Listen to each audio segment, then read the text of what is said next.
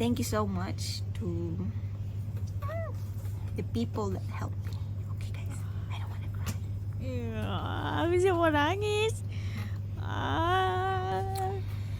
So sih guys, perjalanan basically ceritanya. it's all credits to all Malaysians. Okay, tak kisahlah dia Chinese ka, Indian ka, Malay ka, it's all credits to Malaysians. Sebab it's hard to mention satu-satu. Okay, it's yeah, sorry Bisa guys. ini nggak bisa. So I can say it's like all credits to them, and of course number one to Allah. He's the one who make it possible for me to come here in Malaysia. And of course, yeah, thank you to all Malaysians, especially all the Muslims here. Sebab the advice, and then every day you can hear the azan.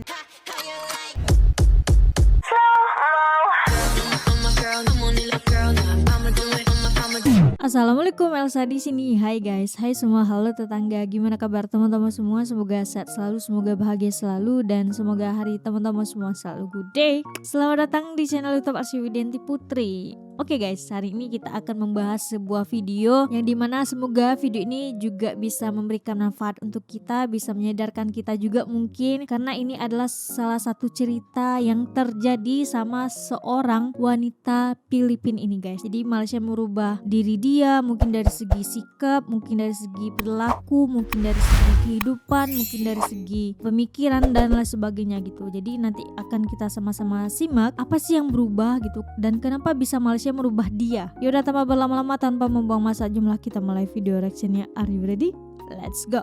Hi guys, welcome back to my channel. My name is Shima and saya Shima. orang Philippines. Oh, oke. Ini pernah aku reaction kan? Oke, hari videonya, ini guys. Shima akan cerita pasal how Malaysia changed me into a better person, ataupun bagaimana Malaysia mengubah saya jadi orang yang lebih baik. Macam menarik tu guys. ini. So I akan cerita lah a bit of my life way back in my kampung, and then of course I cerita lah macam mana saya change my lifestyle, myself, improve my health and improve my emotions, jadi yang macam orang tak sensitif sangat, yang macam a bit strong. Sebab I know dulu I'm really weak, because it has something to do with my life before in my kampung. Okay guys, so guys, itu the first time I datang sini, I am tengok ni. Okay, I just put my photo. Okay, so macam ni lah. The first year I datang sini, I'm really kurus and really kesian. Nampak macam kesian sangat. Sebab apa, dekat my kampung I selalu sakit, demam, lepas tu depressed, anxiety, trauma pun semua ada. But then alhamdulillah, mungkin Allah juga tolong saya make the possibilities to come here in Malaysia. Sebab tak senang guys, kalau nak working sini kena pass the medical dia exam. bekerja di Malaysia sekarang. Medical exam tu termasuklah psychological examination dan your health examination. So darah semua tu dia akan check. So alhamdulillah I pass, and then itulah I work sini. And as you can see kan, kurus sangat. Sebab dia macam memang tak ngam lah untuk my age hari tu. My age is 27 back then, and then timbang I memang tak ngam, and then BMI saya lah memang tak ngam, height dengan timbang macam tu.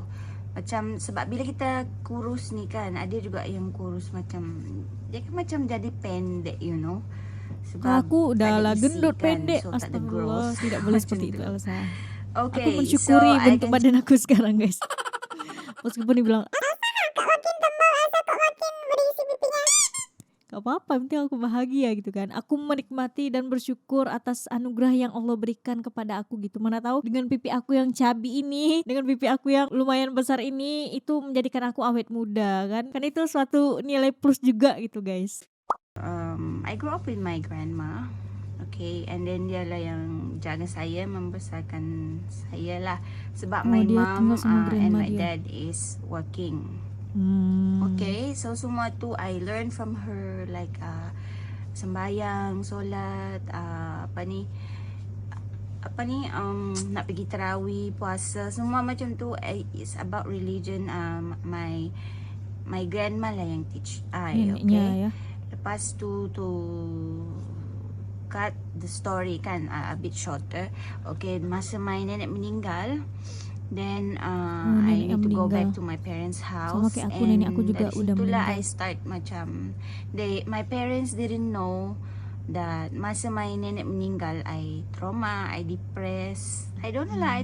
I think Mungkin karena dia dibesarkan dari kecil sama neneknya, sama grandma dia gitu kan. Jadi kayak ketika kita kehilangan seseorang yang berarti banget dari diri kita gitu, kayak ibaratnya separuh nyawa kita tuh, separuh kehidupan kita itu ada di diri seseorang, yaitu orang yang udah mengurus kita dari kecil. Pasti kita merasa depresi, pasti kita juga merasa trauma, kita kayak enggak punya semangat hidup. Dan aku bisa merasakan apa yang Kak Sima waktu itu rasakan gitu kan. Kehilangan keluarga itu sangat-sangat menyakitkan sih gitu. Neneknya yang menjaga dia dari kecil gitu, pasti itu menimbulkan gangguan psikis, suatu kecemasan yang berlebihan untuk takut ditinggalkan oleh orang tersayang lagi gitu guys. Tapi namanya juga hidup gitu kan, kita pasti akan bertemu dan kehilangan gitu. Itu suatu hal yang mutlak dan tidak bisa diubah. Akan ada orang yang datang dan akan ada orang yang pergi gitu. orang tak believe like a child boleh depressed and boleh trauma at the early age, I think sebab orang is terlalu fokus dekat work macam tu. So yeah, and then they Ketika don't know orang tuanya all of the sibuk gitu kan. things, like I become so sensitive. Aku takut sih kalau orang Sikit-sikit tua I sibuk tuh nangis. guys. I really Kayak feel nggak ada like waktu macam untuk anak gitu. tak Ya ada Allah. orang kasihan, sayang saya macam tu. Sebab I become like attention seeker. Sebab masa my nenek is still alive, like everyone is like, sebab I am the only one girl in the family. So yeah, I'm a bit spoiled lah with my nenek guys. But then all of that changed when bila dia pass away. Okay, lepas tu as I grow up like a teenager, and then dalam family kita ada problem. My dad is a heavy drinker actually, but he's really a Muslim guys. Okay, born Muslim, mom and dad Muslim. Okay, But then okay. surrounding kita banyak Christian. But I don't blame it to Christian tau. It's just about how they experience lah my dad punya life dulu. So dia banyak kawan. So guys, dia banyak kawan Christian, and then selalu ajak dia, and then dia pun ikut juga ajak minum macam tu sampai mabuk lah, sampai dia balik Itulah tengah lingkungan malam dan macam tu. pertemanan And of itu course memang, lah my pertemanan itu bisa merubah kehidupan kita yang baik menjadi buruk ataupun yang buruk menjadi baik gitu. Jadi alangkah baiknya memang kita harus pintar-pintar mencari lingkungan pertemanan yang sehat, yang ibaratnya yang tidak menjerumuskan kita ke dalam hal-hal yang tidak seharusnya kita terjerumus gitu. mom will really get angry kan. So selalu gaduh macam tu. And then also there were times financial kita memang teruk sangat sebab my dad sakit lah. Lepas tu my mom pun sakit juga. So yeah, we really having a hard time in our life. And then we are 5 siblings lah. I have four brothers, and saya yang anak sulung. So I need to take responsibilities lah bila my dad and mom go to work or like gado tu kan. I yang selalu kena sebab I yang a bit matured lah situ guys. Okay. Oke, ini adalah kehidupan pribadi Kak Sima guys. Agak sensitif juga gitu. Tapi di sini coba kita lihat dan kita ambil yang positifnya ya. Dia tidak bahagia pada lingkungan dia gitu guys. Karena orang tuanya yang suka berantem, ayahnya yang suka mabuk-mabuk, minum, orang tuanya yang juga sibuk bekerja gitu, dan dia juga seorang sulung gitu kan, harus menjadi penengah masalah antara orang tuanya gitu. Wah, berat sih kalau jadi Kak Sima ini guys. So every emotion, every stress tu ay yang absorb. You know, Wah, you boleh stres lah. absorb sebab you dah faham semua tu. Okay, so my adik-adik basically maybe they know jugalah. Of course, we all have feelings kan. Walaupun kita still kecil, still budak, we already know what's happening, you know, from our family. So, Aku merasakan yeah, deh, but then sumpah. I yang sangat affected sebab mungkin sebab I awal-awal dah matang, you know, matured, and then as a woman lah kot, I don't know, maybe I am really like until now pun I can know like siapa-siapa yang dalam kawan I ke siapa lah yang macam kasihan, I really am empathy, adalah empathy ya? Macam mana nak call to empathetic Empatit. it's not empathetic, it's empathy person macam tu. I sangat-sangat kasihan, and yeah, like that guys. Okay, so yeah, kan my mom selalu gaduh and my dad macam tu. So yalah, I also become depressed, and then ada juga I always thinking macam nak lari dari house kita dari house kita, but I got nowhere to go Tak kuat lah. also. And sometimes pun when I kena marah tu kan, and then my dad a bit garang lah, so dia kan pukul kita orang. So yeah, sometimes Wah, I toxic apa banget ni berarti ya. I Dah terfikir lah mendasar. dulu macam gantung diri, suicide, Ya you know, Allah. but then I also thinking macam Duh, kalau ya Allah. suicide Kak Sima. Sini Kak Sima, peluk jauh. Peluk jauh sini. Aduh, aku puk-puk. Aduh, aku ikut merasakan kesakitan yang dialami Kak Sima ini guys, gitu, diperlakukan kasar. Ya Allah. Kak Sima, ni I confirm kamu go perempuan to hell, yang you kuat know, gitu. like takut juga. You know, what if I don't die, ataupun what if I die, then I really go to hell lah macam tu. So I always thinking most of the time lari daripada house kita orang, but then it never happened. But dia jadi macam I always rebel, you know, like I always go back home apa ni 12, pukul 11, pukul 10 macam tu. And I always knock my adik tu, I don't know, bangunkan my adik tu, buka pintu dekat kitchen. But alhamdulillah juga my adik tolong I don't know, dia macam okay je, tak pernah pun dia marah I sebab I balik lewat lah. But I don't do anything pun, I just lepak lah dengan my cousins macam tu. Sometimes pun I tidur dekat my cousin house. Okay, so yeah, it's like that. And then yeah, but it's really stressing ya guys. It's stress sangat bila dalam family kita ada problem kan. Stress sangat. Iya, betul. Lepas tu dekat school juga ada kawan banyak nakal juga. Ada orang, kalau dia orang Memang lingkungannya udah nggak sehat gitu kan, ajak guys. dengan ajar saya minum arak lah, rokok lah macam tu. Tapi rokok tu tak ada pun siapa force saya, ataupun yang minum tu tak ada pun siapa yang force. It's just like, you know, you want to join, out of curiosity, you know, and then you want to try. And then until you macam biasa, until you tak sedar, you tak mabuk. Yeah, I tak mabuk, but it's just like my badan kalau dah banyak minum tu kan, I feel like tired, dia juga badan sempat berat minum, guys. and yeah. Tapi I tak mabuk guys, like macam goyang. I don't know why. Mungkin sebab I can manage ke, tak tahulah macam mana tu. Tapi rokok juga, I rokok, tapi I didn't become addict. I tak become macam apa ni, adik sangat dengan rokok. Okay, I can control myself, but it's just like I try lah macam tu.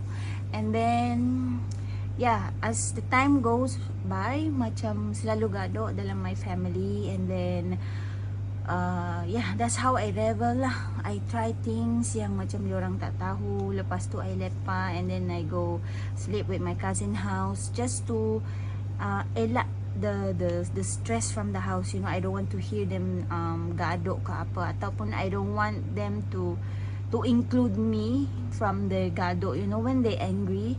Lepas tu dia orang lepaskan Mara tu dekat saya. So I Jadi don't want pelampiasan kena. gitu So I kan. always like stay in my grandma's Hebat banget house. sih Kak semua Macam guys. ada juga lah my grandma's house, tapi of course my grandma meninggal, and then it's just like my cousins there yang macam kakak-kakak jaga house tu, and then I always tidur dengan dorang lah macam tu. So guys, tapi walaupun I a bit rebel, and then ada macam keras kepala lah kan, sebab selalu gaduh, and I ada marah lah sikit, sakit hati dengan my parents. Tapi I'm still doing good with my studies lah. Okay, I masuk top 10. Not really the top 1, top 2 macam tu. But hujung-hujung macam tu. But still going good lah. And then I dapat juga scholarship. So, they don't need to pay anything lah guys. Basically, insyaAllah, wallahi, okay, I'm telling you the truth. So yeah, I always try my best to tak kacau my mom about projects lah, my assignment lah, contributions lah, macam tu. I always find a way to make a money. And then yeah, and then as time goes by again, alright, I dah 19 tahun, okay, I dah graduate and then masuk university.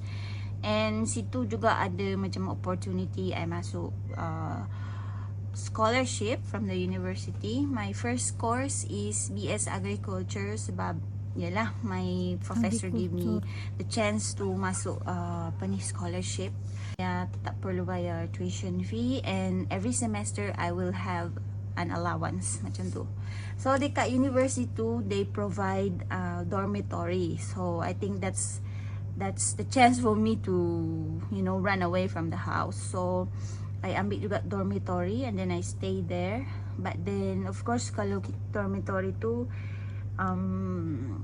they will not know where you go kan. Sometimes you balik rumah ke tak balik rumah, sebab of course the teacher they will ask you like, you balik ka today, you tak balik malam ni dekat dorm. Yes, you need to tell them, but then diorang tak jaga pun you pergi mana, jalan mana you pergi. So yeah, time tu I ada boyfriend, and then I got pregnant 19 years old, and then my boyfriend that time is 18 years old, and they're out of school guys. Okay, I don't know why that happened, but then I guess I really feel like kurang kasih sayang, you know. I need love, and then when I experienced love, I thought it was the true love of my life macam tu. And of course I want to get out from our house. I need a home, you know, someone like love me. So I thought dia dengan family dia will love me macam tu. Tapi guys, that's the problem lah. Dia is the wrong person. Okay, it's not the right person for me, sebab dia addict, you know, dia using dadah, shabu macam tu. And then of course lah, basically our relationship is again toxic, sangat-sangat toxic. Aduh. And itulah, you imagine masa I baru bersalin tu kan, supposedly dia akan jaga I, teman I tidur dekat bed, and sebab anything I need to do tu kan, I need to tak boleh gerak sangat kan, sebab just kita baru bersalin, and then we need to someone assist us. But then he choose to lepak dengan kawan dia dekat tepi jalan, you know. If I can remember all of the things that gone through, I rasa geram, then I rasa macam nak nangis juga, sebab kenapalah saya biarkan sampai macam tu. Okay guys, lepas tu yeah, semua I dah experience again, trauma, depression, anxiety. Lepas tu postpartum lagi, you know, because I already become a mom. And yeah, sampai I tak ada rasa nak makan. Lepas tu sometimes I felt like macam become crazy, you know, become crazy. Sebab every day, every night masa nak tidur tu, itulah selalu become so sensitive. I really want to cry, always cry. I cry myself to sleep macam tu guys. Sebab all of the how my ex-husband is so irresponsible. He is so irresponsible. Dia tak jaga I like physically, emotionally, tak tolong ke apa, tak ada rasa love ke apa. Dia just sometimes, you know, like when he really want to, like, of course we are husband and wife already kan. Habis manis So, sepah like, dibuang gitu mah. bila dia nak sweet tu, just when he want to make sex lah, like that.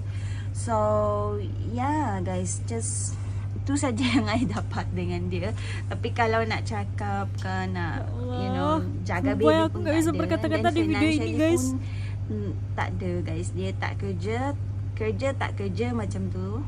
Lepas tu anything kalau ada problem, of course we need do it untuk baby diapers and all, and then we need to go to the clinic lah, like this. Transportation, kita tak ada car, tak ada motor pun apa, so we need to pay for transportation. And then mak dia yang provide, you know, mak dia yang provide, and dia tak ada papa, so how, it's all from the mother lah. Oke, jangan pernah salahkan orang yang sampai saat ini dia masih sendiri. Mencari pasangan hidup itu sulit guys. Mencari pasangan hidup yang benar-benar bisa menjaga kita, menyayangi kita, yang bisa menerima kita, yang gak hanya menikmati manis, ibaratnya kayak habis manis sepah dibuang, kayak cerita Kak Sima ini gitu. Orang-orang di luar sana mohon berhenti untuk bertanya kapan menikah, mohon berhenti untuk bertanya kenapa masih sendiri sampai saat ini. Aku jujur banget sampai detik ini aku masih sulit banget menerima atau mencari laki-laki yang kamu menikahi aku untuk apa? Kamu menikahi aku karena apa gitu. Benar-benar selektif banget dalam memilih pasangan hidup sih guys. Karena menikah itu kan ibadah terpanjang gitu. I just rasa geram masa time tu, and I don't know kenapa saya tahan dengan dia sampai 7 tahun tau.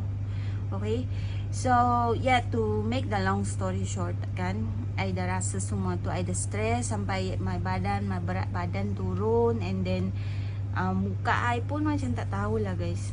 Okay, sebab itulah, she is really a wrong person for me. Sebab religion pun kita tak sama. He is Christian and then I'm a Muslim. Nikah beda agama. I just Ya time Allah. tu lah I got pregnant, and then Karena I really 19 tahun waktu itu convinced pastilah my masih labil kan. parents, like macam accept him as my husband and marry, and of course we kawin lah. Sebab I don't want my baby to don't have a family, don't have a father. Itu yang I was thinking kan guys. So then basically I convinced, I was able to convince my parents to accept the guy kan. Okay, so itulah guys, bila tak ada blessings dengan parents kita juga, marriage macam tak ada tak ada good things happen inside the marriage. So itulah, I was really depressed, anxiety and trauma semua tu guys. Okay, and lagi-lagi macam mana nak explain I belum lagi heal my heart from the trauma I have from my family, and then dia tambah lagi, so it really get worse sampai my health become teruk, like I always sakit, always demam. Kalau dalam bahasa Tagalog tu I binat, you know, binat macam mana dia sakit yang mother punya, you know, like the pet, like a mother. Bila dia lepas bersalin dia kena berpantang ke apa macam tu. So yeah, I get stressed lah guys. Okay, so postpartum lah macam tu. Yeah, I get stressed lah guys. Okay, so postpartum lah macam tu. And then straight okay guys, lepas tu to make the long story short kan, way back 2018 decided to divorce him sebab dia become teruk sangat sampai dia hallucinate. Dia nampak anjing tu macam laki saya lah, dia jealous lah, banyak lah guys dia punya masalah. Okay, and sampai I dah become selalu selalu marah lah, sebab of course dalam family kita problem jugalah financial, macam mana makanan kita, macam mana nak bayar house ni kan, kena halau lah, you know, and we always pindah-pindah house juga guys. So yeah, that's why lah. Lepas tu 2018 already divorced. Of course my heart was broken kan, sebab it was a failed marriage. Lepas tu pula but then ada good news, sebab my parents asked me to masuk university again, continue my study. So I changed my course into psychology, BS psychology. Okay, tapi bad things happen again, guys. I think it's not the career for me. Okay, and then my father dia sakit, masuk hospital and all. Lepas tu sakit dia complicated, dia kena dialysis. Okay, so I was really down sebab I got I got divorced. Lepas tu I was worried macam mana saya bayar my tuition fee, and then my father of course dia sakit. So that was the time that I decided to find a work. And then this woman came, and then dia bagi I flyers. Dia kata if you want to work abroad, you can call us ataupun visit dekat office kita. And then I baca lah, and then I was like, oh ada Malaysia macam tu. Then I was thinking like, oh Malaysia dekat je, okay try.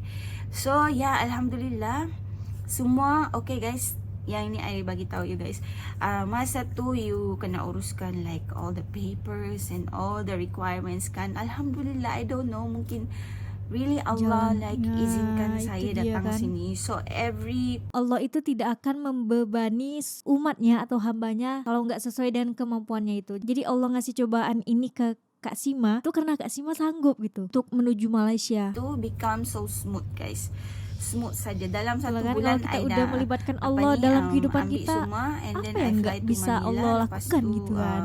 Dekat Manila juga I wait lah 1-2 months macam tu, sebab visa and all kan need to wait. So it's quite itu jugalah quite lambat daripada the process from my kampung. Okay, so yeah, to jump in again. Okay, ada sampai dekat Malaysia, alright. And then yalah, macam ni lah kan, tadi I show you macam ni lah how I came to Malaysia, my physical. Okay, so when I came here to Malaysia, I still bring all the problems, and then I still also bring and practice all the things that I do. So and I also have kawan Filipina juga. So time to I belum lagi change into a better person. So yeah, bila saya ada problem, I always repeat like pergi mabuk lah so I can sleep, and then smoking, and then so I can forget everything, the problems, like the marriage, and kalau I rindu pun my anak, my mom semua. So yeah, basically minum so you can forget, and then you just tidur like tidur mati macam tu, you tak sedar ke apa-apa. So yeah, it's just keep on repeating. And then sambil I came to the point that me and my friend, we went to tattoo artist. So kita buat tattoo dekat arm sini guys. But then dia sempat buat tattoo menyesal juga lah, sebab yeah, it's forever and it's dosa. So yeah, macam tu guys. So the question is, how did I change? Okay, so how did I change guys? Okay, so the first time I came here is around March, and then of course March, April, May, June, July macam tu, nak masuk bulan Ramadan, bulan puasa. Okay, so every bulan puasa kan till raya, I always see like puasa Ramadan. Lepas tu jalan-jalan dekat mall, ada surau, ada apa lagi it's like there's no excuse for you to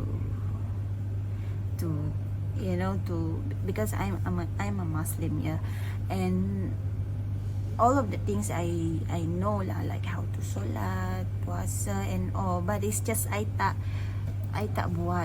practice sebab nobody encourages me during my hard times, during my stressful days. Nobody encouraged me like you need to pray, you need to do this and that, you know.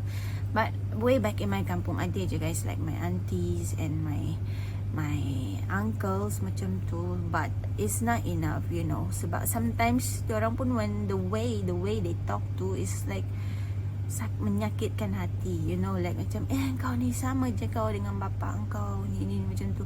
So it's advice, but then it's a painful advice, so I don't get them. Okay, so dekat sini pula bila jumpa kawan baik, the locals, you know, and then you see them, they invite you to buka puasa together, and then you can see all the Bazaar Ramadan, you go here, go there. It's all Bazaar Ramadan, and then azan every day, you can hear it from your work and your house juga. So it's really like reminding you, hey, wake up, it's time to pray, and then ataupun it's time to change your life, you know. There's actually a time when I macam malam tu lah, I was thinking, what am I actually doing with my life, you know, macam tu. Then I pergilah buka YouTube, then tengok you know, like motivational advice, and then Islamic advice macam tu. Lepas tu as time goes by, I already learned how to speak Malay, I understand, and then I just start to follow artis, and then tengok diorang punya lagu-lagu, and they always include like about God ke macam tu, so about Allah macam tu. So yeah, basically that's how I learn to go back to the right path, you know. As to, yeah, of course I follow them on Instagram, and then I watch their videos macam ustaz juga ni. So yes, of course my kawan juga they all advise me, and then macam yang happening hari tu yang I mention dekat my satu vlog, I say like I eat time Ramadan tu I eat dekat Texas chicken and everyone is looking at me. Itu juga is my experience, like an eye opener for me. So yeah, slowly I change my habit. I don't know how, but I know it's like slowly sebab I pindah house, and then I apa ni, my house is with local Malaysian, and then mungkin itu juga yang the best thing to do is to separate from the friends. Dia bukan toxic guys, dia okay je, but then the habit yang kita sama juga, we always do way back in the Philippines, you know, because she's a Christian, and I pun a bit closer with the Christians because my mom is a Christian, but then also revert to Muslim. Tapi bila kita pergi dekat family dia, they all still of course they will doing what the Christian is doing, like macam kalau ada party, birthdays and all macam tu, so they minum, like yeah. So that's why I also learned these things, okay. Then here itulah bila kita bila I start again to puasa, to solat macam tu, of course slowly you akan apa ni, you akan tinggal all your bad habits. And also guys, I forgot to mention, okay, ada makcik ni kawan I, dia bagi I telokong, okay, dia from Klang, actually is the mother of my employer before, and then she also the one teach me to solat, and then she gave me the telokong sebab I came here without telokong, so she gave me. And then satu juga orang Indonesian juga, my kawan, ada macam I cakap dengan dia, I forgot how to I know how to pray, like the process, but then ayat-ayat baca-bacaan semua tu I the forget, and some are I still ingat, but then I still need to learn more macam tu. So dia lah teach me juga like I tulis dekat buku sebab dia tak faham English, but then we just speaking Malay macam tu. So that's how I learned juga, guys. So yeah, that's how I slowly change. Okay, thank you so much to the people that help me. Okay, guys, I don't wanna cry. Habis mau nangis. So Gimana sih guys, perjalanan basically ceritanya? it's all credits to all Malaysians. Okay, tak kisahlah dia Chinese ke Indian ke Malay ke, it's all credits to Malaysians. Sebab it's hard to mention satu-satu. Okay, it's yeah, sorry Bisa guys. ini nggak bisa. So I can say it's like all credits to them, and of course number one to Allah. He's the one who make it possible for me to come here in Malaysia. And of course, yeah, thank you to all Malaysians, you know, especially all the Muslims here. Sebab the advice, and then every day you can hear the azan, and then yeah, guys, okay. Sepanjang video jujur banyak hal yang aku dapatkan, banyak hal-hal mengejutkan yang tidak habis pikir dan merasa bahwa diri ini jarang sekali bersyukur. Jadi bersyukurlah kita mempunyai keluarga yang penuh dengan kasih sayang. Bersyukurlah kita berada di keluarga yang tidak melibatkan kekerasan atau melampiaskan kekesalan, kemarahan, amarah kepada anak. Nikmat syukur yang luar biasa besar yang Allah berikan kepada kita. Dalam video Kak Sima kita bisa melihat betapa luar biasanya ujian yang dialami sama Kak Sima, mulai dari keluarga, hubungan percintaan, hubungan lingkungan pertemanan, sehingga dia terjerumus kepada hal-hal yang Allah nggak suka gitu. Dan aku yakin sih setiap masalah atau setiap ujian yang diberikan Allah kepada kita itu tidak akan melampaui batas maksimal yang bisa kita pasti kita bisa laluin itu gitu. Makanya Allah kasih cobaan ini, memberikan cobaan ini kepada Kak Sima supaya Kak Sima bisa kembali kepada Allah, bisa kembali untuk berdoa, untuk beribadah, untuk dekat sama Allah gitu. Dan itu terbuktinya jalan ini melalui hidayah itu didatangkan melalui teman-teman yang ada di Malaysia. Kalau dia tidak ke Malaysia, belum tentu dia bisa seperti sekarang, belum tentu dia bisa merubah kehidupan dia menjadi lebih baik. Jadi bagaimana? Komen teman-teman semua boleh sertakan di bawah. Jadi untuk Kak Sima, mari kita peluk online.